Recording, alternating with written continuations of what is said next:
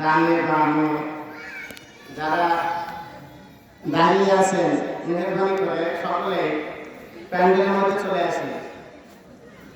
এই যে বামে আমার বাম সাইডে অনেক মানুষ দাঁড়িয়ে আছে ভাই, কয়েকজন যুবক ভলেন্টিয়ারের দায়িত্ব পালন করলে ভালো হয়। যারা দাঁড়িয়ে আছি আমরা প্যান্ডেলের মধ্যে চলে আসি। যে সমস্ত আমার মুসল্লি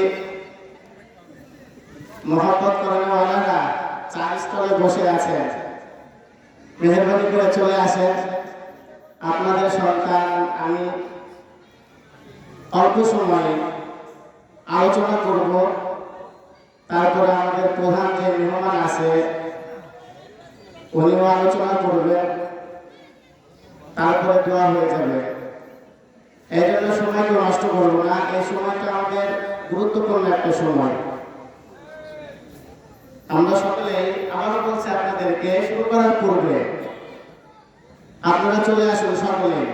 ছোট ছোট বাচ্চারা যারা আছো প্যান্ডেলের মধ্যে বসে যাও প্রত্যেকেই।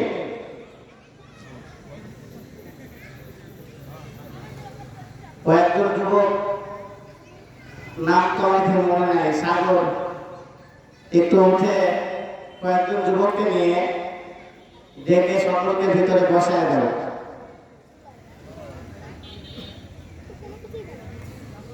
আলহামদুলিল্লাহ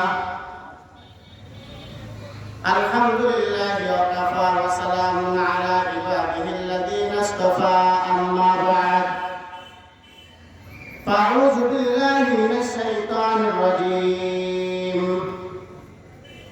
বিসমিল্লাহির রাহমানির রাহিম। লাইসাল বিররা আন তুওয়াল্লু উজুহাকুম কিবলাল মাশরিকি ওয়াল মাগরিবি ওয়ালাকিন্নাল বিররা মান আমানা বিল্লাহি ওয়াল ইয়াউমিল আখির ওয়াল মালাইকাতি ওয়াল কিতাবি ওয়ান নাবিয়্যিনা ওয়া আতাল মালা আলা হুব্বিহি যাবিল কুরবা ওয়াল ইয়াতামা ওয়াল মাসাকিন ওয়া ইবনিস সাবিল والسائلين في الرقاب وأقام الصلاة وآتى الزكاة والموفون بعهدهم إذا عاهدوا الصابرين في البأساء والضراء وحين البأس أولئك الذين صدقوا وأولئك هم المتقون. وقال رسول الله صلى الله عليه وسلم أخلص دينك يكفيك العمل القليل. وقال رسول الله صلى الله عليه وسلم إنما الأعمال بالنيات. وقال تعالى إن الله وملائكته يصلون على النبي يا أيها الذين آمنوا صلوا عليه وسلموا تسليما. সকলে মহব্বতের সহিত দুরূদ ইব্রাহিম করি। আল্লাহুম্মা সাল্লি আলা মুহাম্মাদ ওয়া আলা আলি মুহাম্মাদ কামা সাল্লাইতা আলা ইব্রাহিম ওয়া আলা আলি ইব্রাহিম ইন্নাকা হামিদুম মাজিদ। আল্লাহুম্মা বারিক আলা মুহাম্মাদ ওয়া আলা আলি মুহাম্মাদ কামা বারাকতা আলা ইব্রাহিম ওয়া আলা আলি ইব্রাহিম ইন্নাকা হামিদুম মাজিদ। বালাগাল উলা বিকামালিহি কাশাফাদ দুজা বিজামালিহি হাসানাত জামিউ খিসালিহি সাল্লু আলাইহি ওয়া আলিহি। रहे मेरे मस्कन रहे मेरे मस्कन हवाले काबा बने मेरे मदहन दियारे मदीना बलगल उला बिकमालिही कशफत दुजा बिजमालिही हसनत जमीउ खिसालिही صلوا عليه وآله سلموا يا قوم مبارك صلوا على صدر الأمين মুস্তাফা মা জা ইল্লা রাহমাতাল লিল আলামিন। আলহামদুলিল্লাহ, আল্লাহ জাল্লা শানুহু দরবারে শুকরিয়া যে আল্লাহ জাল্লা শানুহু আমাকে এবং আপনাদের সকলকে জান্নাতের পরিবেশের মধ্যে, কোরআনের মজলিসের মধ্যে আসার এবং বসার, কিছু কথা বলার এবং শোনার তৌফিক দান করেছেন। এই জন্য জবান ছেড়ে কালিমাতুশ শুকর আদায় করে সকলে বলি আলহামদুলিল্লাহ। আজকের প্রোগ্রামটা সম্পর্কে আপনারা সকলে অবগত আছেন। সেলিম ভাই তার ছোট সন্তানের সুন্নতে খাতনা দিয়েছে। তার একটা চিন্তা চেতনা এমন ছিল যে গান বাজনা না করে আমি ইমানদার মুমিন মুত্তাকি ভালো মানুষদেরকে কিছু ভালো কথা শোনাবো। সেই উপলক্ষে একটা মাহফিলের ইন্তজাম করা। নবী আরবি আলাইহিস সালাম বলেন, যেমন একটা সময় আসবে এই হাতের উপরে জ্বলন্ত কয়লা আগুন রাখা যেমন কঠিন, তেমন একটা সময় আসবে যে ঈমান রাখা কঠিন। কথা ঠিক কিনা? এখন বর্তমান যে পরিস্থিতি, আমি তো আপনাদের এখানে দীর্ঘদিন ছিলাম, তখনও দেখেছি, এখনো যেখানে আছি তার আশেপাশে কুষ্টিয়া শহর অথবা বাংলাদেশের মধ্যে সুন্নতে খাতনা আর বিবাহ এইগুলোতে গান বাজনা হয় না? হয়। জয়বাদও হয়। আলহামদুলিল্লাহ, তোমরা নাউজুবিল্লাহ বলো, নাউজুবিল্লাহ, তাই না? তার মানে হয়। এই সময়টা গুনাহের সময়, গুনাহ চারিদিকে খালি গুনাহ আর গুনাহ। এই গুনাহের মধ্যে যে একটা ভালো কাজ, ভালো কাজের উদ্যোগ নেওয়া, এইটা একটা আল্লাহ তাআলার খাস রহমত ছাড়া আর কিছু হতে পারে না। ঠিক কিনা বলেন? আমি আপনাদের সামনে কথা বলতেছি, এই যোগ্যতাও আল্লাহ তাআলা আপনাদের কারণে দিয়েছেন। যখন এসেছিলাম আপনাদের মাঝে, শুধু কোরআনটা মুখস্থ করে এসেছিলাম, আপনারা রাসূলের সেই মাসনাদ মেম্বারটা আমাকে দিয়ে দিয়েছিলেন। প্রথম যখন কথা বলেছিলাম, আমার মনে আছে, এখনো আমার সেই কথাগুলো মনে আছে, যে কথাগুলো বেঁধে বেঁধে গিয়েছিল, ভয় পাচ্ছিলাম। আজকেও আপনাদের সামনে কথা বলতেছি দীর্ঘ অনেকদিন পর। তখন যে যোগ্যতাটা ছিল না, সেই যোগ্যতাটা আল্লাহ তাআলা দিয়েছেন। এইটার মূল কারিগর আপনারা। ঠিক কিনা বলেন? আপনারা যদি আমাকে মসনদটা না দিতেন, বসার অনুমতি না দিতেন, সাহস যদি না দিতেন, তাহলে পারতাম না। অন্য কেউ দিত আমাকে। আপনাদের দোয়া ও মেহেরবানিতে মাস্টার্স কমপ্লিট করেছি আলহামদুলিল্লাহ। আল ফিকাহ সাবজেক্ট নিয়ে শেষ করেছি। আবার আপনাদের দোয়াতে লেখাপড়া করতেছি আল হাদিস নিয়ে। এই সব কিছুর প্রশংসার দাবিদার আপনারা। ওই আল্লাহ তাআলা শানুর দরবারে আপনাদের কাছে, আপনাদের জন্য দোয়া ছাড়া আমার কাছে দেওয়ার মতো আর কিছু নাই।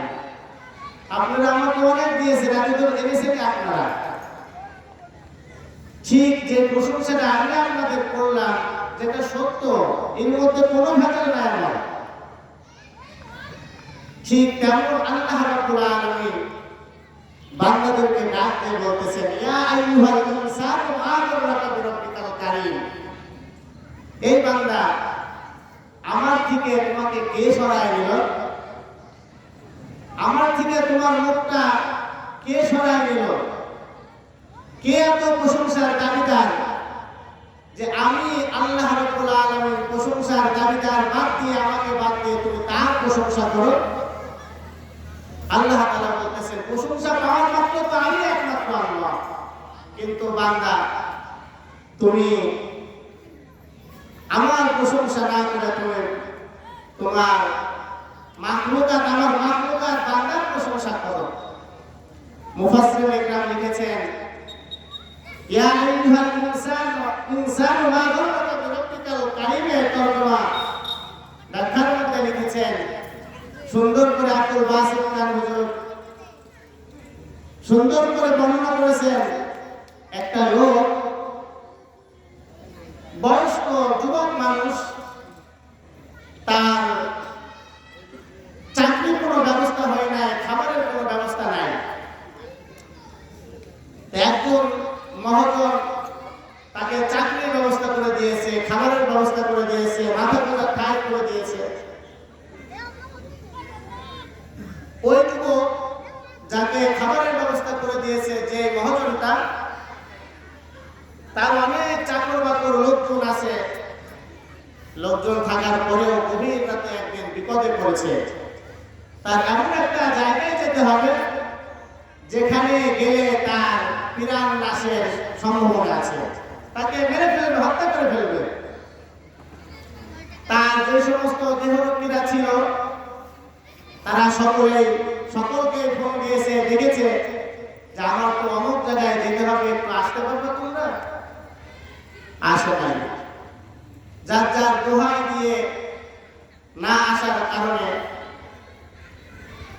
এক পর্যায়ে ওই যে মহাজন যাকে চাকরি দিয়েছিল, খাবারের ব্যবস্থা করে দিয়েছিল, মাথা গোঁজার ঠাঁই করে দিয়েছিল,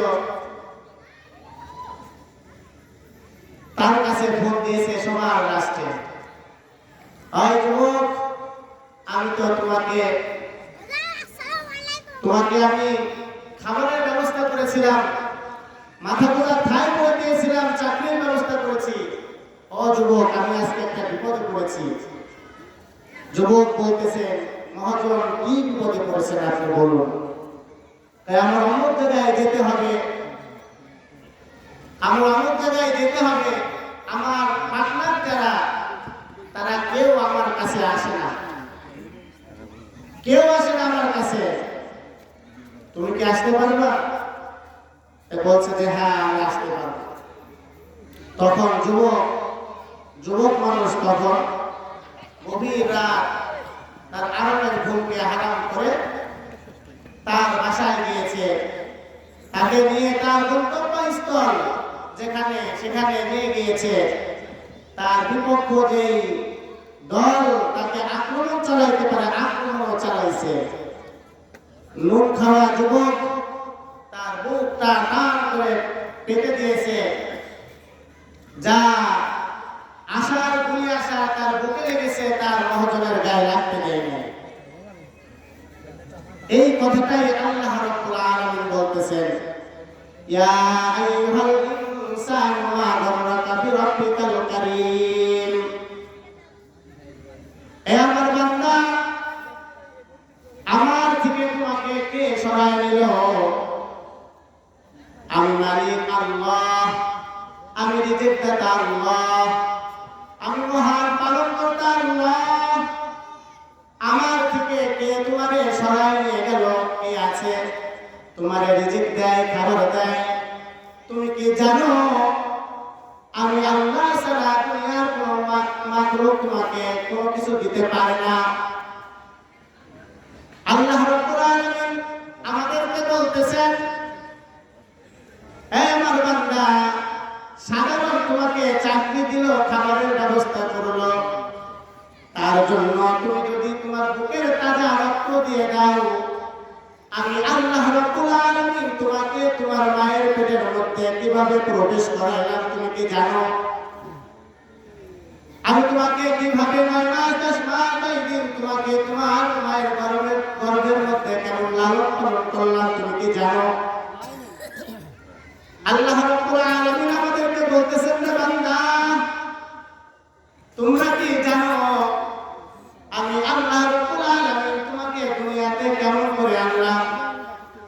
তোমার বয়স 30 40 50 60 70 80 বছর, আমি আল্লাহ রাব্বুল আলামিন 80 বছর পর্যন্ত হায়াত দিয়েছি, কে আমার মতন হায়াতটা কেউ নাই। তাহলে তোমাকে এক বেলা খাবারের ব্যবস্থা করেছে, তোমার চাকরির ব্যবস্থা করেছে, তাই তুমি তোমার বুকের তাজা রক্ত দিয়ে দাও, জীবনটা দিয়ে দাও। জীবন তো একটা বান্দা, তাহলে তোমার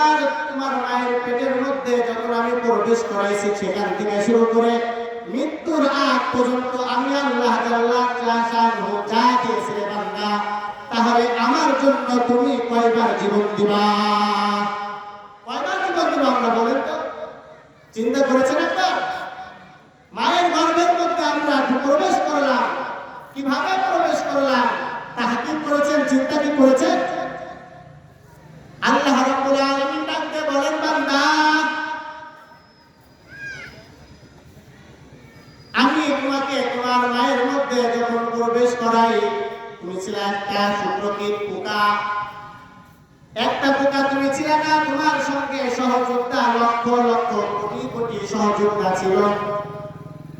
এই লক্ষ লক্ষ কোটি কোটি সহযোদ্ধার মধ্যে আমি আল্লাহ রাব্বুল আলামিন তোমাকে নির্ণয় করেছি, তোমাকে যাচাই করেছি, বাছাই করেছি, তোমার মধ্যে শক্তি দিয়েছি, পাওয়ার দিয়েছি, ক্ষমতা দিয়েছি। ওই মায়ের ডিম্বাণুর মধ্যে কে আগে প্রবেশ করবে, ঢুকবে, লক্ষ লক্ষ কোটি কোটি শুক্রকীটের মধ্যে তোমাকে যখন যাচাই বাছাই করলাম রে বান্দা, যাচাই বাছাই করে তোমাকে তোমার মায়ের ডিম্বাণুর মধ্যে প্রবেশ করানোর পরে মুখটা বন্ধ করে দিলাম। তোমার সহযোদ্ধারা লেটে গিয়েছে, কিন্তু তারা ঢোকার জন্য চেষ্টা করে ডিম্বাণুর মধ্যে কিন্তু ঢুকতে পারে না। কয়েকদিন পর তোমার ওই সহযোদ্ধারা সব মারা যায়। তোমাকে আমি আল্লাহ রাব্বুল আলামিন শুক্রকীট একটা পোকা থেকে আমি তোমাকে রক্তের একটা পিণ্ড বানাইলাম।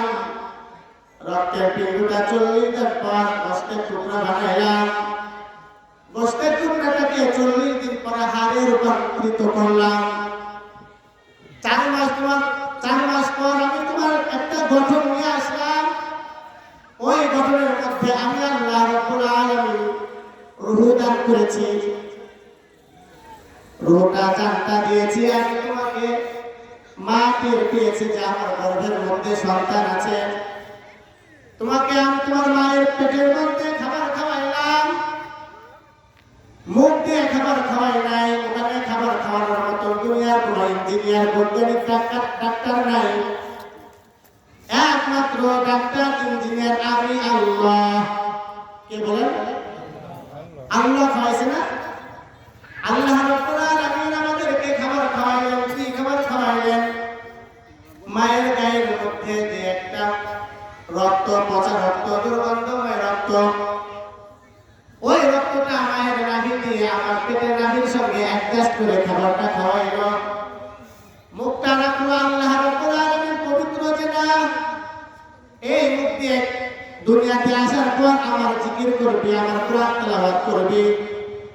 কিন্তু আল্লাহ তাআলা আফসোস করে বলতেছেন, আমি তোমাকে মুখটা পাক রাখলাম আমার পাক পবিত্র বর্ণনা করার জন্য, কথা বলার জন্য, কোরআন তেলাওয়াত করার জন্য। কিন্তু বান্দা তুই ওই মুখের মধ্যে তুই গালিগালাজ ঢুকাইছ, দিবার চিকার ঢুকাইছ। এই পাক না পাক? পাক, জবানটা পাক, মুখটা পাক। এই পাক জবান দিয়ে পাক কোরআন তেলাওয়াত করার কথা, জিকির করার কথা। কিন্তু আমরা মুখের মধ্যে লাগাইছি কি?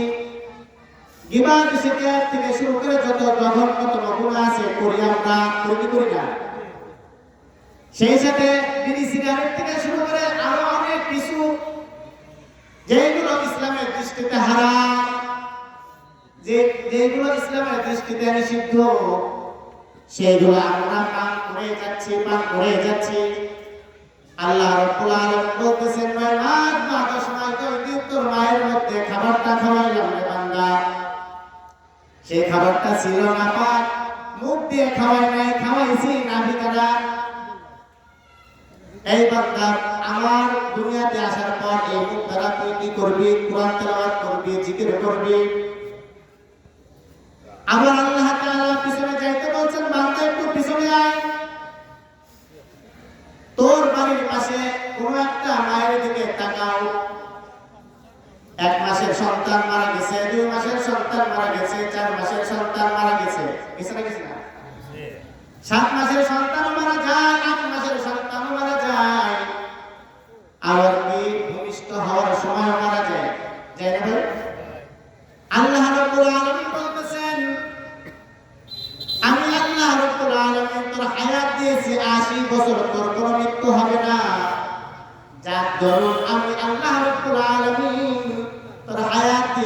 সুস্থভাবে মায়ের গর্ভে থেকে তোকে বের করে নিয়ে আসলাম।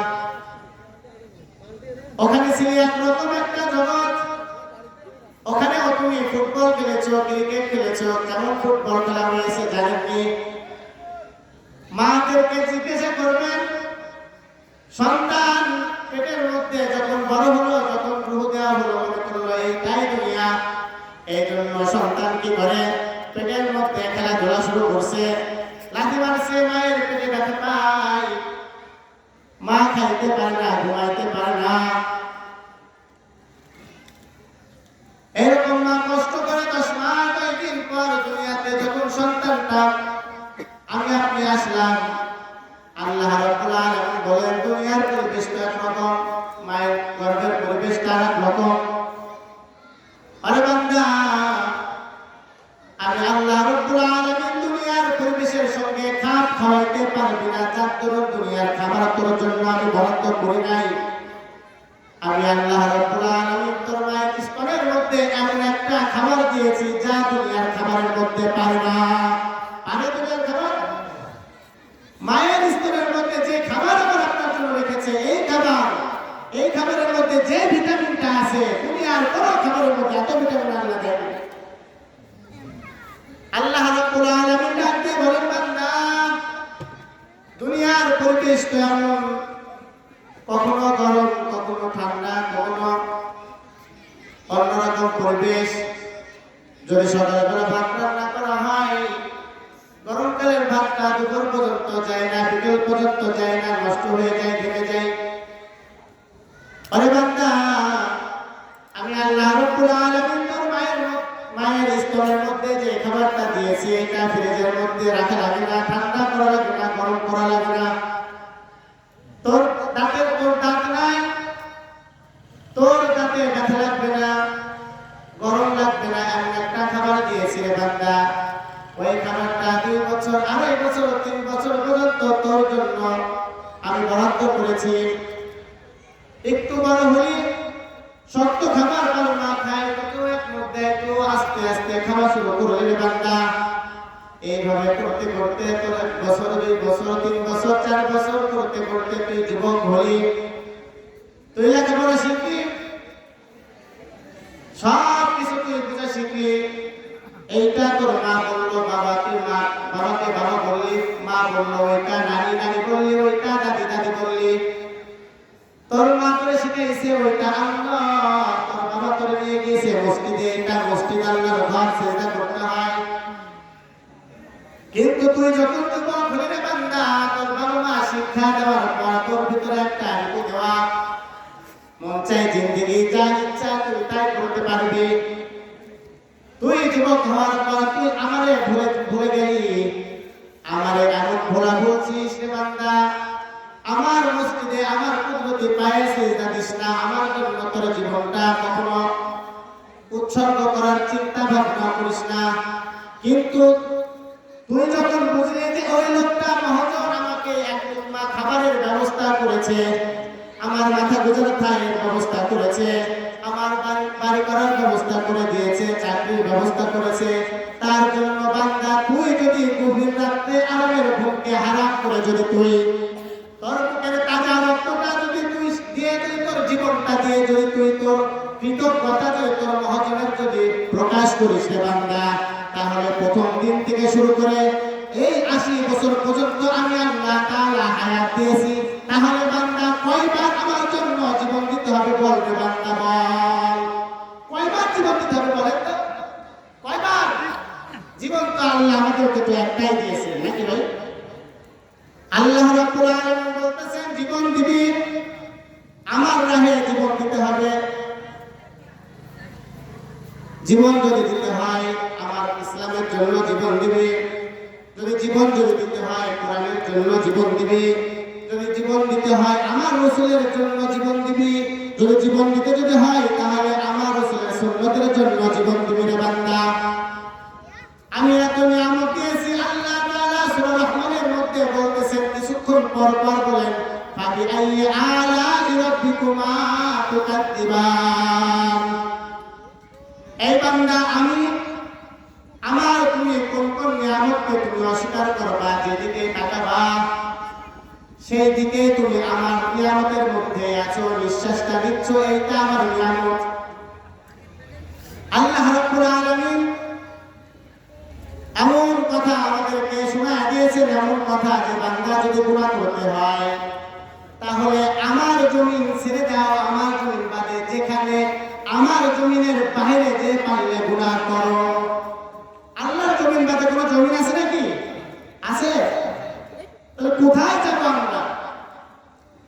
ওই কথাটা আল্লাহ রাব্বুল আলামিন বলছেন, লাইসাল বিররা আন তুওয়াল্লু উজুহাকুম কিবলাল মাশরিকি ওয়াল মাগরিব। এই আয়াতে কারিমাটা নাযিল হয়েছে হলো ইহুদি আর খ্রিস্টানরা তারা দুইটা কিবলাকে নিয়ে তাদের মধ্যে ঝামেলা। ইহুদিরা বলে যে আমাদের পশ্চিমটাই সবচেয়ে গুরুত্বপূর্ণ, পশ্চিম দিকে যদি মাথা ঝুঁকায়, পশ্চিম দিকে যদি থাকি তাহলে ইবাদত হবে আমাদের। খ্রিস্টানরা বলল পূর্ব দিক আমাদের ইবাদতের জায়গা। এইরকম কথা কাটাকাটির মাঝে আল্লাহ জাল্লা শানুহু আয়াতে কারিমা নাযিল করলেন। আল্লাহ তাআলা বলতেছেন, তোমরা তোমাদের মুখমণ্ডল পূর্ব অথবা পশ্চিম দিকে যেই দিকে ঘোরাও না কেন, যেই দিকে নিয়ে যাও না কেন, কোনো লাভ নাই, পূর্ণতা নাই। আছে? হিন্দু খ্রিস্টান বৌদ্ধ এরা যদি আমাদের কিবলা কাবা শরীফে যাই যদি সিজদা করে, ওরে করা সিজদা করা যদি করে, লাভ আছে? জোরে বলে লাভ আছে? কেন লাভ নেই? আল্লাহ তাআলা বলতেছেন পরে লাভ না থাকার কারণ হলো একটাই, তাদের মধ্যে ঈমান নাই। যেটা রাসূল সাল্লাল্লাহু আলাইহি ওয়াসাল্লামের হাদিস, আপনাদের কলিজার টুকরা সন্তান যারা চরপাড়া মাদ্রাসা, মন্ডপাড়া মাদ্রাসায় বা এরকম ছোট ছোট মাদ্রাসায়, নুরানি মাদ্রাসায় পড়ে, আমিও আপনাদের এখানে যখন ছিলাম আমাদের বক্তব্যেও আমি আপনাদের বাচ্চাদেরকে পড়িয়েছিলাম 1 থেকে 40টা হাদিসের মধ্যে একটা হাদিস, প্রথমটা নুরানি বইয়ের কাজী তিয়াদ সাহেবের বইয়ের প্রথম হাদিসটা হলো আখিস দীনাকা ইয়াকফিকাল আমালুল কলিল। তোমার ঈমানকে খাঁটি করে, ঈমানের কথা বলছে। কিসের কথা বলছে ভাই? ঈমান যদি ঈমান নিয়ে একটা সিজদা দেবে আল্লাহ তাআলার কাছে কবুল হয়। আর ঈমান বাদে যদি কাবার সামনে যদি সিজদা দিয়ে যদি পড়ে থাকে, কোনো ফায়দা নাই, লাভ আছে? কোনো লাভ নেই। তাহলে ঈমানের কথা বলছে এখানে, বলছে আল্লাহ তাআলা যে বরং পূর্ণ তখনই হবে যখন আল্লাহ তাআলাকে মেনে নেবে, আখিরাতকে মেনে নেবে, যখন মালায়েকা ফেরেশতাদেরকে মেনে নেবে, তখন কি সে পূর্ণবান, সে তখন হলো কামিয়াব, তার লাভ। এই কথাটা ইমানুল মুফাসসালের মধ্যেও অর্থের মধ্যেও আসছে। দেখেন ইমানুল মুফাসসাল পাঠেন না সবাই? অনেকে আমরা ভুলে গেছি, তাই না? এটা তো নামাজ আমাদের অতটা দরকার হয় না, যার ধরুন আমাদের কি প্রয়োজন হয় না, তাই না? কিন্তু ছোটবেলায় ঠিকই বাবা মা কি আমাদেরকে শিক্ষা দিয়েছিলেন যে 4 কালিমা, তারপরে ইমানে মুজমাল মুফাসসাল, এগুলো আমরা পড়ছি না ছোটবেলায়? কালিমা তাইয়্যিবা, কালিমা শাহাদাত, ইমানে মুজমাল, ইমানে মুফাসসাল, কালিমা তাওহীদ, কালিমা তামজিদ, এগুলো পড়ছি না ছোটবেলায়? অনেকেই পড়ছি। এই কালিমায় আমি ইমানে মুফাসসালের মধ্যে 7টা বিষয়ের কথা বলতেছেন। কত বিষয়? এই 7টা বিষয় আমাদের মধ্যে চলে আসছে। আল্লাহ তাআলা কোরআনের মধ্যে বলতেছেন, ওয়ালাকিন্নাল বিররা মান আমানা বিল্লাহ। ওখানে বলতেছে আমানতু বিল্লাহ, ওখানে কি বলছে ইমানে মুফাসসালের মধ্যে? আমানতু বিল্লাহি ওয়া মালাইকা। এখানেও বলতেছে আমানা বিল্লাহি ওয়াল ইয়াউমিল আখির। আমানা বিল্লাহ, এখানে বলছে যে আগে সর্বপ্রথম আল্লাহ তাআলার প্রতি ঈমান আনা। কার প্রতি ঈমান? কার প্রতি ভাই? আল্লাহর প্রতি ঈমানের কথা বলতেছেন। যদি আল্লাহ তাআলা প্রতি কেউ যদি ঈমান আনে, তাহলে তার পূর্ব দিকে পশ্চিম দিকে সিজদা করা তার পুণ্যের কাজ। আবার কখনো যদি আল্লাহ তাআলা আদেশ করে পূর্ব দিকে সিজদা করো, এটাও পুণ্যের কাজ। আবার এই আয়াতে কারিমার কথা মধ্যে শানে নজুলের মধ্যে আসছে যে যখন বাইতুল মুকাদ্দাস, চিনেন তো, নাম শুনছেন না? কোথায় অবস্থিত? ফিলিস্তিনের মধ্যে না? ফিলিস্তিন চিনেন? এখন চিনে ঈদ আমার আসছে ফিলিস্তিনদেরকে, হ্যাঁ, আর সেই ইসরায়েলের পণ্য, আমেরিকার পণ্য আমাদের ঘরে সাজানো, আমরা খাইতেছি। আমাদের টাকা দিয়ে বুলেট কিনে তারা আমাদের ভাইদের বাড়ি ঘর থেকে শুরু করে বুকের তাজা রক্ত ঝরাইতেছে, মেরে ফেলতেছে। এই ফিলিস্তিনের মধ্যে বাইতুল মুকাদ্দাস, যে কিবলা প্রথমে ছিল মুসলমানের, এই কিবলাটা পরিবর্তন করা গেল।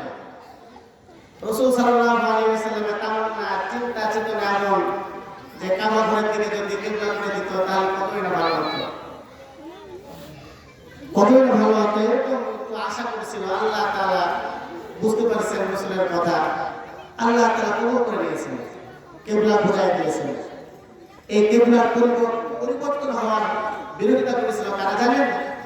তাদের কথা এখানে উল্লেখ আসছে, ইহুদিরা, ইসরায়েল ইহুদি। এই ইহুদিরা আপনার প্রথমত বিরোধিতা করলো। কি দরকার ছিল যে কিবলাটা পরিবর্তন করার? আর মুসলমানদের ছিল কিছু দুর্বল মুসলমান, তারা মন খারাপ করলো। কি দরকার ছিল? ভালো ছিল। আল্লাহ তাআলা তাদের জন্য আয়াত কারিমা নাযিল করে বুঝাইতে যাচ্ছেন। কি বলতেছেন? লাইসাল বিররা আন তুওয়াল্লু উজুহাকুম কিবলাল মাশরিকি ওয়াল মাগরিবি ওয়ালাকিন্নাল বিররা মান আমানা বিল্লাহি ওয়াল ইয়াউমিল আখির ওয়াল মালায়েকা। তুমি যদি পশ্চিম দিকে মুখ ফিরাও, তুমি যদি পূর্ব দিকে মুখ ফিরাও, কোনো লাভ নাই। যদি তোমার মধ্যে ঈমান না থাকে, আমি আল্লাহকে যদি তুমি না মানো, যদি তোমার মধ্যে যদি আমি আল্লাহ জাল্লা শানুর যদি প্রতি বিশ্বাস না থাকে, তাহলে কোনো ফায়দা নাই, লাভ নাই। আল্লাহ তাআলা বলতেছেন আগে আমার প্রতি ঈমান আনতে হবে, তারপরে বলতেছেন ওয়াল ইয়াউমিল আখির, আল্লাহর পরে বলতেছেন আখিরাত। দুনিয়া তো দিয়েছি, দুনিয়ার একটা বিষয়। দুনিয়া জিন্দেগি শেষ জিন্দেগি না, দুনিয়ার পরে একটা জিন্দেগি আছে, তার নাম হলো আখিরাত। কি? আখিরাত। ওই আখিরাতের ময়দানে একটা হিসাব হবে, বিচার হবে, তোমার আমার সবার বিচার হবে। সেই আখিরাতের চিন্তা করা, আখিরাতের বিষয়টা দিলের মধ্যে ঢোকানো। আল্লাহ রাব্বুল আলামিন বলতেছেন মালায়েকা ফেরেশতা বানাইছি, অসংখ্য ফেরেশতা বানাইছি, তোমার কাঁধের উপরে 2টা ফেরেশতা আছে। তুমি ভালো কাজ করলেও তোমার নেকি লেখা হয়, খারাপ কাজ করলেও তোমার বদলা লেখা হয়, সাবধান। তারপরে বলতেছেন কিতাব, আমি আল্লাহ রাব্বুল আলামিন আসমান থেকে কিতাব পাঠাইছি, 1টা 2টা না 104 খানা কিতাব পাঠাইছি।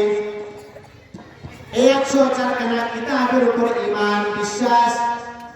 তারপরে আল্লাহ তাআলা বলতেছেন পিতৃহীন, দরিদ্র, অসহায় মানুষদের ভালোবাসা। আগের কথার সঙ্গে এতটুকু মিলানো সুন্দর করে কথাটা হলো এই, আল্লাহ রাব্বুল আলামিন বলতেছেন বান্দা যদি আমাকে মানো, বিশ্বাস করো, আমাকে যদি তোমরা মানো আর বিশ্বাস করো, যদি মেনে নাও, তাহলে তুমি কেন আমার কথা শোনো না? আমি আল্লাহ রাব্বুল আলামিন 5 ওয়াক্ত নামাজ ফরজ করলাম, আমাকে যদি মানো তাহলে নামাজ কেন পড়ো না? আমাকে যদি মানো তাহলে তুমি কেন আমার বিরুদ্ধে যত কথা বলে তার কল্লাটা কেন নামায় দাও না?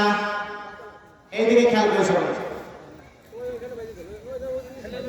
এখানে একজন কাজ করেন, আর বাকিগুলো বসায় দেন। তো ওইদিকে দেখতে হবে, ছোটদেরকে ওইদিকে নিয়ে যান। ওখান থেকে নেমে সে ভিতরে ঢোকো। বাইরে যারা আছে সব ভিতরে চলে আসে। এগুলো তো আগে তো ঠিক করবেন।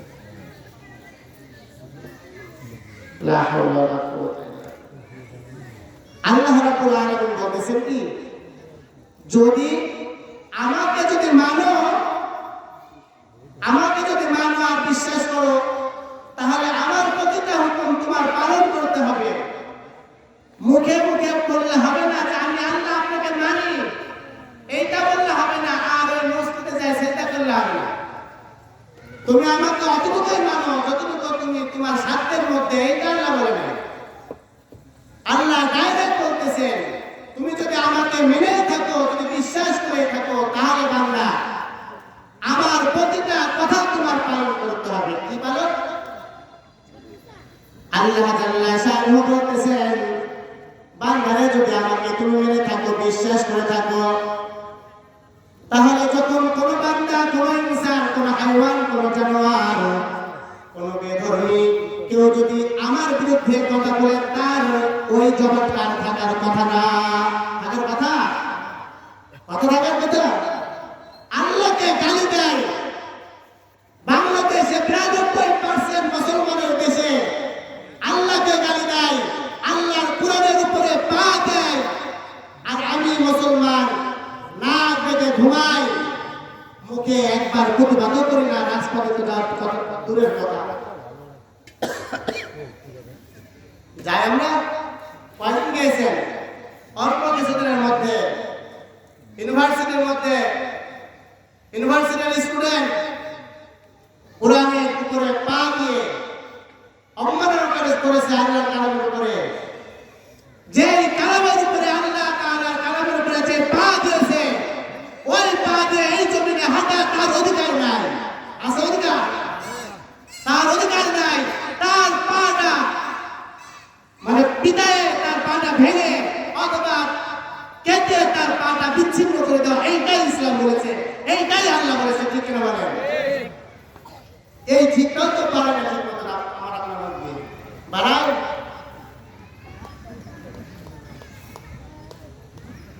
জুম্মার নামাজে খতিবগণগুলো গলা ফাটায়, চিল্লায়, ইসলামের বিরুদ্ধে কথা, কোরআনের বিরুদ্ধে কথা বললে খালি দায়িত্ব কি ইমাম সাহেবদের? আলেম ওলামাদের দায়িত্ব?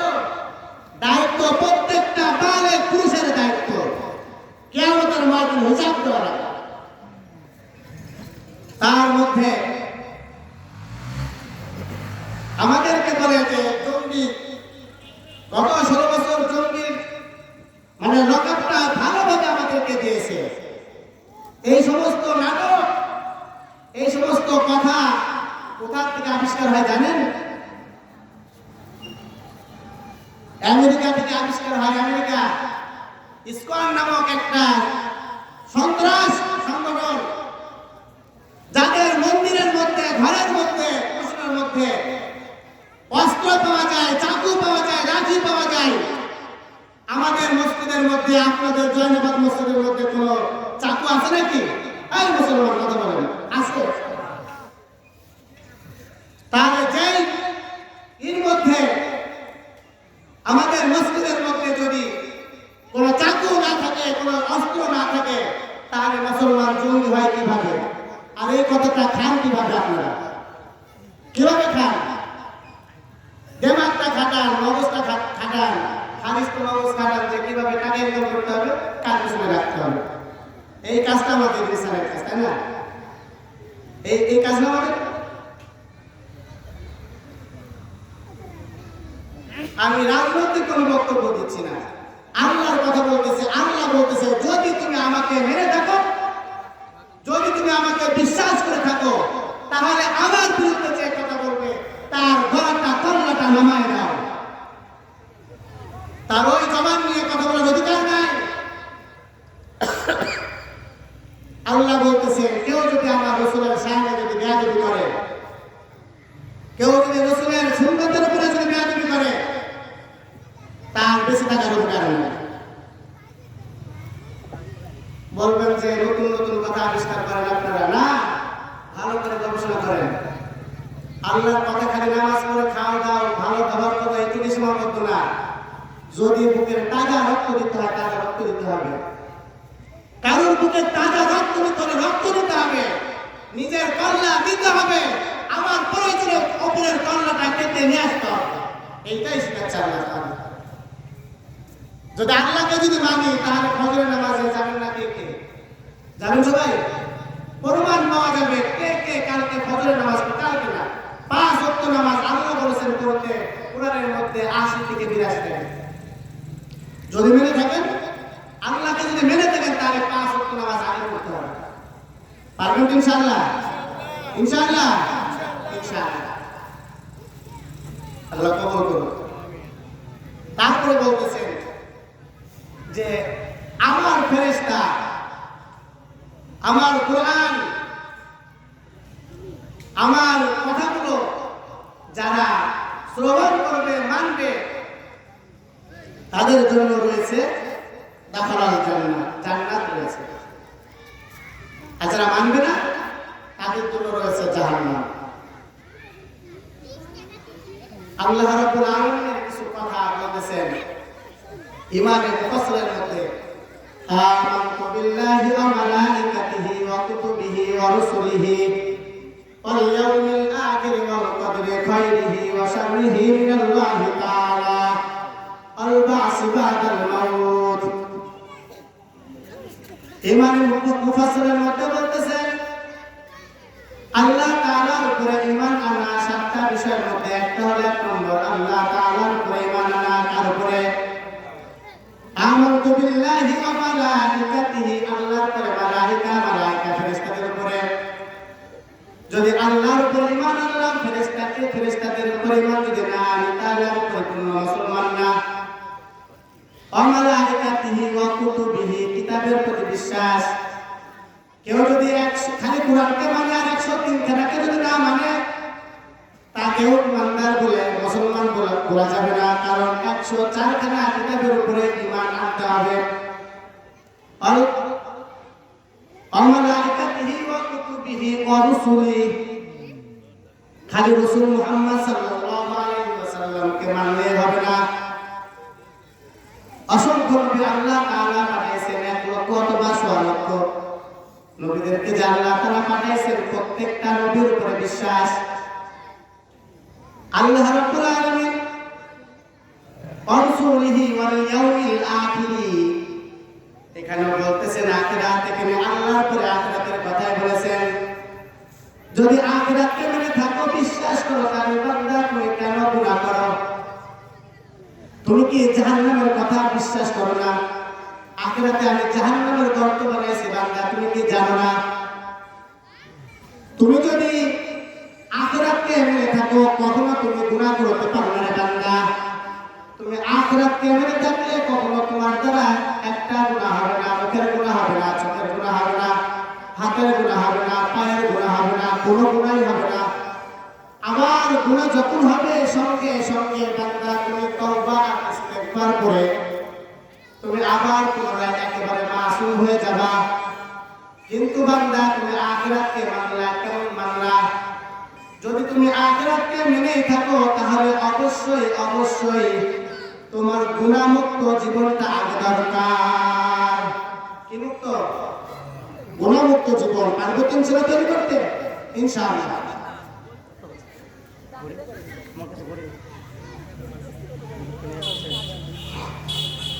অল্প সময়ের মধ্যে আমাদের প্রধান বক্তা আসলে ইনশাআল্লাহ আমি আমার আলোচনা সমাপ্ত করব ইনশাআল্লাহ।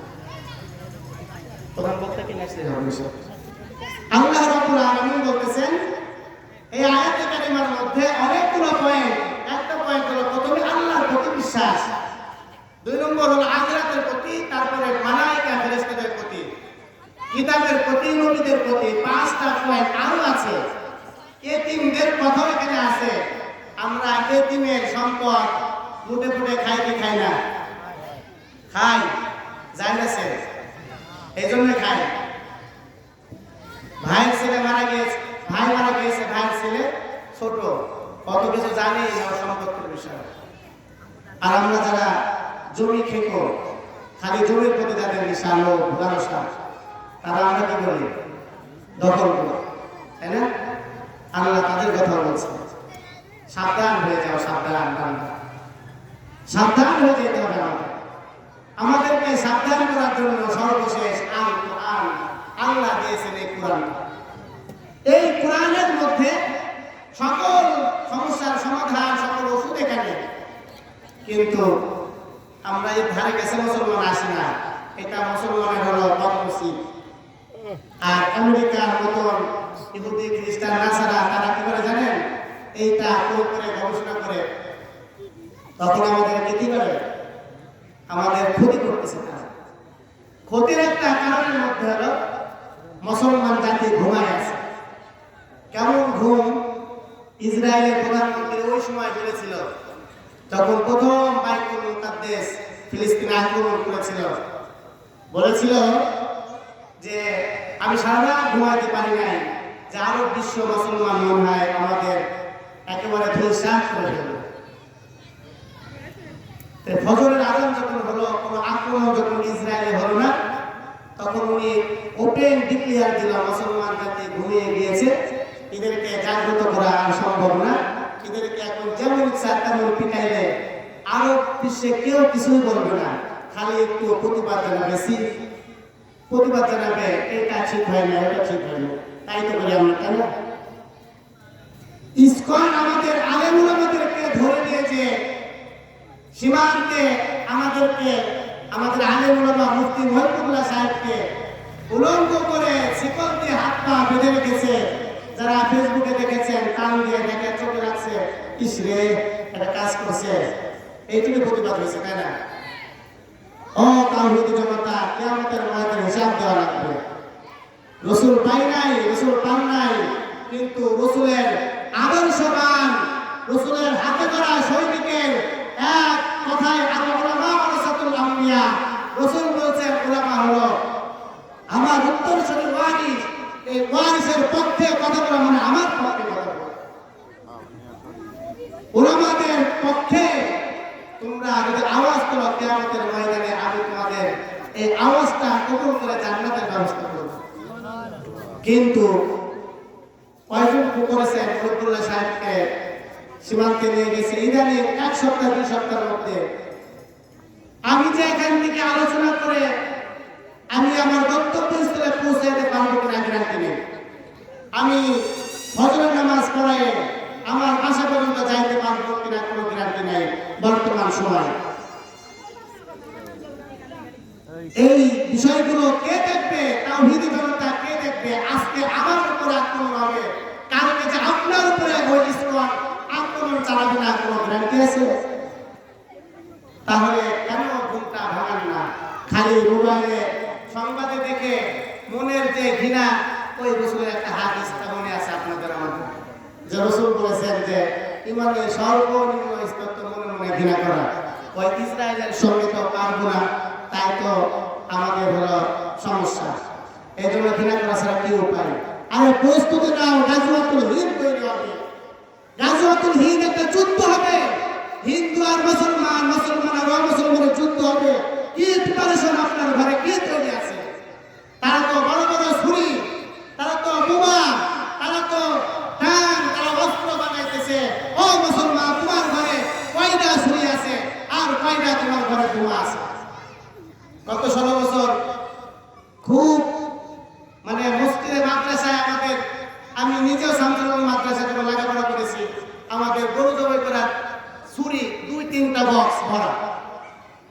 ঢাকাতে প্রত্যেকটা কম মাদ্রাসা আছে, কুরবানির সময় খালি আমরা বের করি, বা যখন তো আকিকা দেয় এরকম সময় বের করি।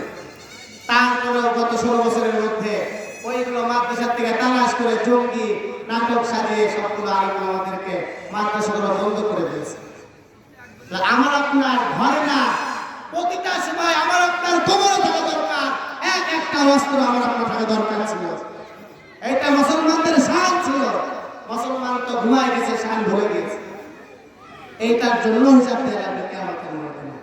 এই জন্য আসুন আমরা সকলে আমাদের ঘুমটা ভাঙে আমাদের মুসলমান জাতির যে গাজওয়াতুল হিন্দ হবে, এখানে রাসূল বলেছেন যদি আমি বেঁচে থাকতাম, আমি যদি ওই সময় থাকতাম, আমি মুহাম্মদ নিজে গাজওয়াতুল হিন্দ ওই যুদ্ধে অংশগ্রহণ করতাম।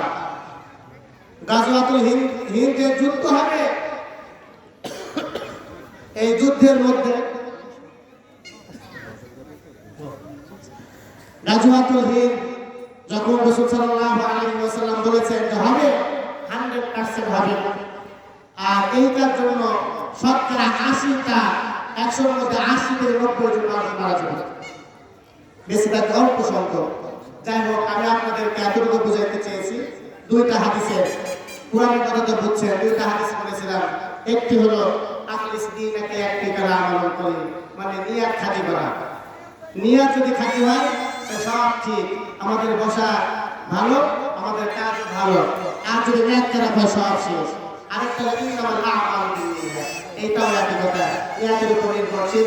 নারায়ে তাকবীর, নারায়ে তাকবীর, নারায়ে তাকবীর। প্রধান অতিথির আগমন, প্রধান বক্তার আগমন। আমাদের সামনে হুজুর বয়ান পেশ করবেন, তার পূর্বে সঙ্গীত হবে। সঙ্গীতের পরে ইনশাআল্লাহ হুজুর কোরআন ও সুন্নাহ অনুযায়ী সুন্দর করে আলোচনা করবেন।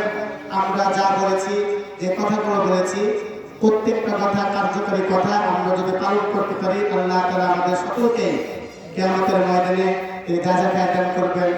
ওয়া আখিরু দাওয়ানা আলহামদুলিল্লাহি রাব্বিল আলামিন। আসসালামু আলাইকুম ওয়া রাহমাতুল্লাহ।